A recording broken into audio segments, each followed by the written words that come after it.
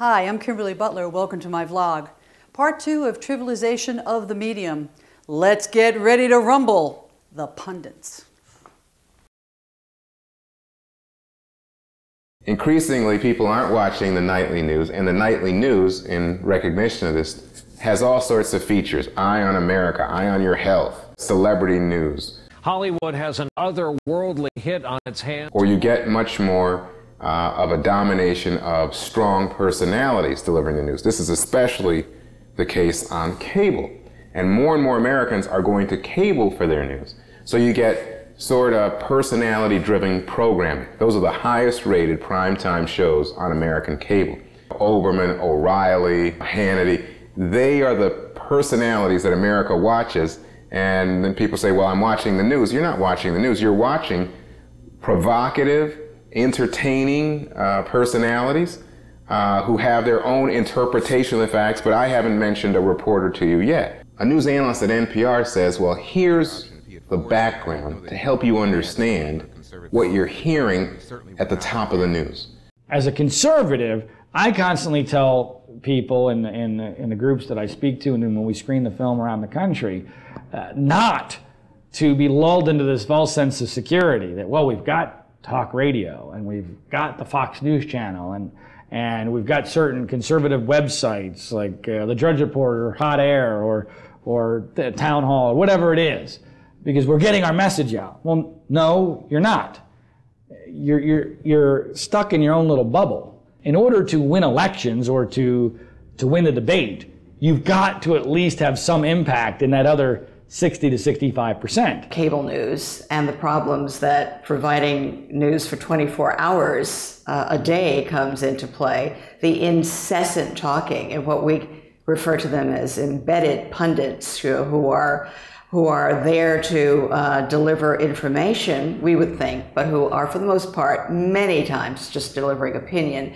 And the public in many instances has not been able to decipher the difference between that, the information and the opinion. The ghettoization of facts, as you know, there's a different set of facts or a different set of important facts per messenger. So when you're talking about the messenger on the left versus the messenger on the right, you can have the same set of facts, but the way they are cherry-picked basically results in like a completely different version on both sides. And so what you're getting is a situation where you are choosing your message based on choosing your messenger from a specific point of view and really for a specific audience. Every hour of cable news is aiming to be the final scene from A Few Good Men with the whole, you can't handle the truth. I mean, if they could have every segment be two pundits at each other's throats telling each other what idiots they were, that's good TV. But is that a good message? Andrea Mitchell, who, by the way, deserves special mention.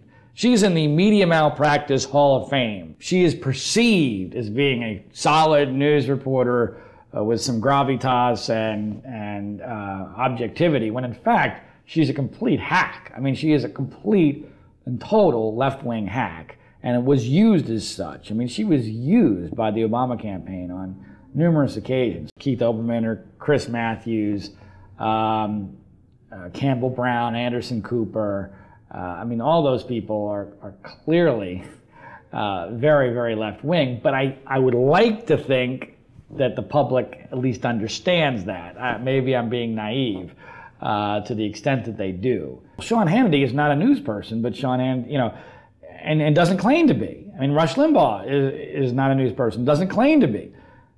The difference is Keith Olbermann claims to be a news person, and he's way more to the left than Hannity or Rush are to the right, in my opinion. You're a fascist. Get them to print you a T-shirt with fascist on it. I mean, it's just ludicrous that they try to claim objectivity, and we're allowed to host debate coverage and election night coverage, and Olbermann does NFL football. I don't think that news, that standard traditional old media news on the cable networks or broadcast networks is editorial, except of course for Fox. Thomas Jefferson said, were I to choose between a government without newspapers or newspapers without a government, I would eminently prefer the latter. He would rather have had newspapers than government, because he had that much faith in the power of people with solid information to make decisions about their communities and their country. A whole industry has been created in watching these shows and then attacking them. So if you watch Keith Olbermann and you're on the right and you watch that, you can't believe he emphasized this fact and how dare he characterize that fact. Oftentimes on both sides, you are getting that sort of semi-demagoguery, emphasis on drama. It's sort of squashing down of dissent, a very lopsided point of view. But let's say if you've got an audience of 1 million people, how many of those 1 million people are going to then go and say, well, let's just see what the other side has to say on this blog? We need a media that really turns the equation on its head.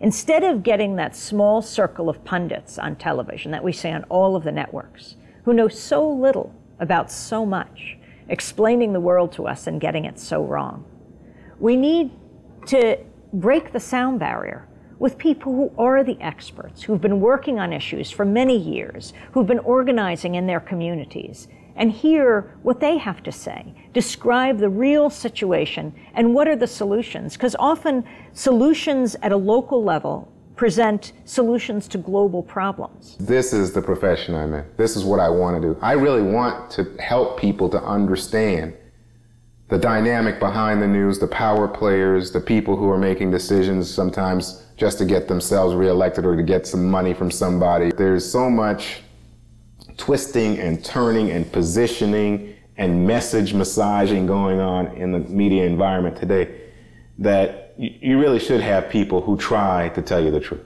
We need a watchdog on us as much as we are watchdogs for the government. I think the media watchdogs are almost non-existent and have no real clout. And on top of that, you almost can't name them. I mean, so they do about as good a job as some of our regulatory agencies did. They were being paid by the very same people that they were supposed to be regulating. Thanks for watching. Join us next time for The Watchdogs.